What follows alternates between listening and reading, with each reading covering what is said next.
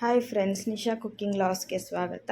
ಇವತ್ತು ನಾನು ವಿಶೇಷವಾದಂತಹ ಚಪಾತಿನ ಮಾಡಿ ತೋರಿಸ್ತಾ ಇದ್ದೀನಿ. ಮೆಂತ್ಯ ಸೊಪ್ಪಿನ ಮಸಾಲೆ ಚಪಾತಿಗಳು ನೋಡಿರಿ, ಇಷ್ಟು ಸಾಫ್ಟಾಗಿ ಬರ್ತವೆ. ನೀವು ಟ್ರೈ ಮಾಡಿ ನೋಡಿರಿ, ತುಂಬ ಚೆನ್ನಾಗಿದ್ರೆ ತುಂಬ ರುಚಿಯಾಗಿ ಬರುತ್ತೆ. ಇದೊಂದು ಸರಿ ಟ್ರೈ ಮಾಡಿ ನೋಡಿರಿ. ಮಾಮೂಲಿ ಚಪಾತಿ ತಿಂದು ಬೇಜಾರಾಗಿರೋರು ಈ ಥರ ಟ್ರೈ ಮಾಡಿ. ಮಕ್ಕಳು ಕೂಡ ಇಷ್ಟಪಡ್ತಾರೆ, ದೊಡ್ಡವರು ಇಷ್ಟಪಡ್ತಾರೆ. ಲಂಚ್ ಬಾಕ್ಸ್ ಕ್ಯಾರಿಯರ್ ಕೂಡ ನಮಗೆ ಇದು ತುಂಬ ಹೆಲ್ಪ್ ಆಗುತ್ತೆ. ನೋಡಿರಿ, ಈ ಥರ ಸಾಫ್ಟಾಗಿ ಬರುವಂಥ ಚಪಾತಿಗಳನ್ನು ನೀವು ಒಂದ್ಸರಿ ಮಾಡ್ಕೊಂಡು ತಿಂದು ನೋಡಿರಿ.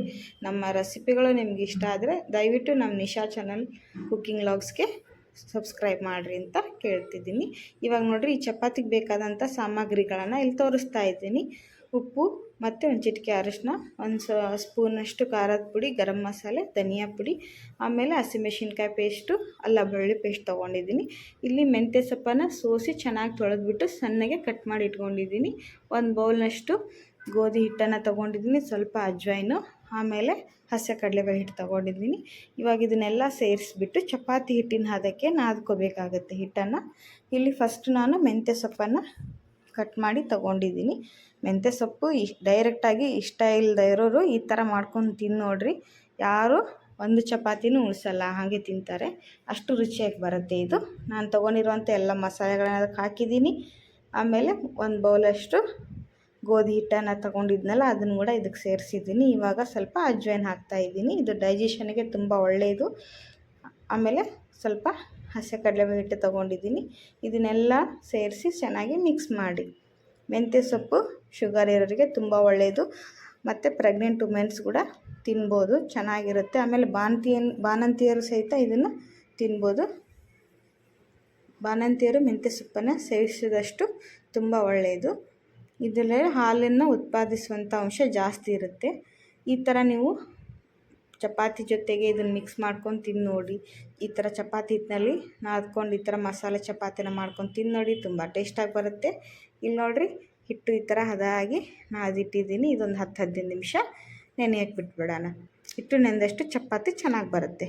ಇಲ್ಲಿ ನೋಡಿರಿ, ಹಿಟ್ಟು ಚೆನ್ನಾಗಿ ನೆನೆದಿದೆ.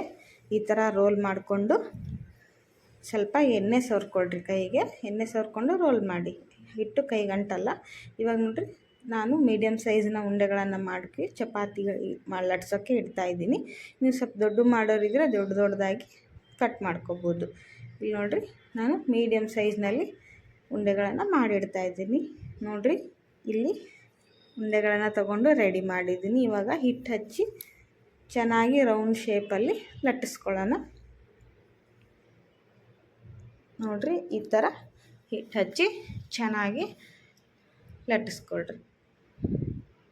ತುಂಬ ಟೇಸ್ಟಿಯಾಗಿ ಬರುವಂತಹ ಚಪಾತಿಗಳು. ಇದು ನಾನ್ ವೆಜ್ ಜೊತೆಗೂ ಚೆನ್ನಾಗಿರುತ್ತೆ, ವೆಜ್ ಜೊತೆಗೂ ಚೆನ್ನಾಗಿರುತ್ತೆ. ನೀವು ಎಲ್ಲದಕ್ಕೂ ಕಾಂಬಿನೇಷನ್ ಆಗಿರುತ್ತೆ.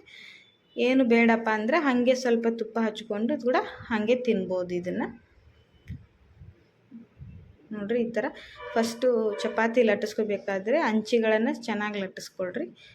ಅಂಚಿಗಳನ್ನು ದಪ್ಪ ಅದು ಮಧ್ಯದಲ್ಲಿ ತೆಳ್ಳಗಾದರೆ ಕಟ್ಟಾಗೋ ಚಾನ್ಸ್ ಇರುತ್ತೆ. ಹಾಗಾಗಿ ಅಂಚಿಗಳನ್ನು ಸಹಿತ ಫಸ್ಟು ಚೆನ್ನಾಗಿ ತೀಡ್ಕೋರಿ.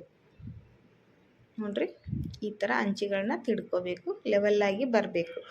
ನೋಡಿರಿ, ಈ ಥರ ರೌಂಡ್ ಶೇಪಲ್ಲಿ ಲಟ್ಟಿಸ್ಕೊಂಡು ಇವಾಗ ಇದನ್ನು ಬೇಯಿಸ್ಕೊಳ್ಳೋಣ. ನೋಡಿರಿ, ಗ್ಯಾಸ್ ಆನ್ ಮಾಡಿ ತವಾ ಬಿಸಿ ಮಾಡಿದ್ದೀನಿ ನಾನು. ಇದಕ್ಕೆ ಇವಾಗ ಲಟ್ಟಿಸ್ಕೊಂಡಂಥ ಮೆಂತ್ಯ ಸೊಪ್ಪಿನ ಚಪಾತಿನ ಹಾಕಿದ್ದೀನಿ. ಇವಾಗ ಎಣ್ಣೆ ಹಾಕಿ ಚೆನ್ನಾಗಿ ಎರಡು ಕಡೆ ಬೇಯಿಸ್ಕೊಳ್ರಿ.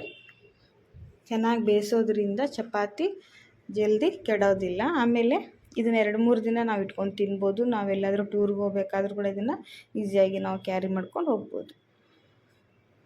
ಹಾಗಾಗಿ ಹಸಿ ಬಿಸಿ ಬೇಯಿಸೋಕ್ಕೆ ಹೋಗ್ಬೇಡ್ರಿ. ಚೆನ್ನಾಗಿ ಕೆಂಪಗಾಗೋಂಗೆ ಎರಡೂ ಕಡೆ ಎಣ್ಣೆ ಹಚ್ಕೊಂಡು ಸರಿಯಾಗಿ ಬೇಯಿಸಿ.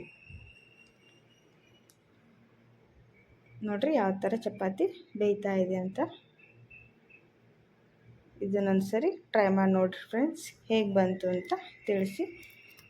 ಎಲ್ಲದಕ್ಕೂ ಸೂಪರ್ ಕಾಂಬಿನೇಷನ್ ಆಗಿರುವಂತಹ ಮೆಂತ್ಯ ಸೊಪ್ಪಿನ ಮಸಾಲೆ ಚಪಾತಿನ ನೀವು ಕೂಡ ಟ್ರೈ ಮಾಡಿ ಮಾಡ್ಕೊಂಡು ತಿಂದು ನೋಡಿ ಅಂತ ಹೇಳ್ತಾ ಇದ್ದೀನಿ. ಇವಾಗ ನೋಡಿರಿ, ಈ ಥರ ಚೆನ್ನಾಗಿ ಬೇಯಿಸ್ಕೊಂಡು ಒಂದು ಪ್ಲೇಟ್ನಲ್ಲಿ ತೆಗೆದಿಡೋಣ. ಹೀಗೆ ಎಲ್ಲ ಚಪಾತಿಗಳನ್ನು ನಾವು ರೆಡಿ ಮಾಡಿ ಇಟ್ಕೊಂಡ್ಬಿಡೋಣ. ಇಲ್ಲಿ ನೋಡಿರಿ, ಎಲ್ಲ ಮಸಾಲೆ ಚಪಾತಿಗಳು, ಮೆಂತ್ಯ ಸೊಪ್ಪಿನ ಮಸಾಲೆ ಚಪಾತಿಗಳು ಯಾವ ಥರ ರೆಡಿಯಾಗಿ ಬಂದಿದೆ ಅಂತ ನೋಡ್ತಿರ್ಬೋದು. ಎಂಥ ಕಲರ್ಫುಲ್ಲಾಗಿ ಕಾಣಿಸ್ತಾ ಇದೆ. ಆಮೇಲೆ ಸಾಫ್ಟ್ ಕೂಡ ಆಗಿದೆ. ನೋಡಿರಿ, ಈ ಥರ ನಾನು ಪ್ರೆಸ್ ಮಾಡಿ ಮಡಚಿದ್ರು ಕೂಡ ಕಟ್ ಆಗ್ತಾ ಇಲ್ಲ, ಅಷ್ಟು ಸಾಫ್ಟ್ನೆಸ್ ಆಗಿ ಬಂದಿರುತ್ತೆ. ಮಕ್ಕಳಂದ್ರೆ ತುಂಬ ಇಷ್ಟಪಟ್ಟು ತಿಂತಾರೆ ಇದನ್ನು. ಈ ಥರ ರೋಲ್ ಮಾಡಿ ಕೆಚಪ್ ಸಾಸ್ ಜೊತೆ ಕೊಡ್ಬೋದು, ಏನಿಲ್ಲಪ್ಪ ಅಂದರೆ ಮೊಸರು ಜೊತೆ ಕೂಡ ಇದನ್ನು ತಿನ್ಬೋದು. ನಾನಿಲ್ಲಿ ಶೇಂಗಾ ಚಟ್ನಿ ಜೊತೆ ಸರ್ವ್ ಮಾಡ್ತಾಯಿದ್ದೀನಿ. ನೀವು ಕೂಡ ಮಾಡ್ಕೊಂಡು ತಿಂದು ನೋಡಿ ಫ್ರೆಂಡ್ಸ್. ಬಾಯ್.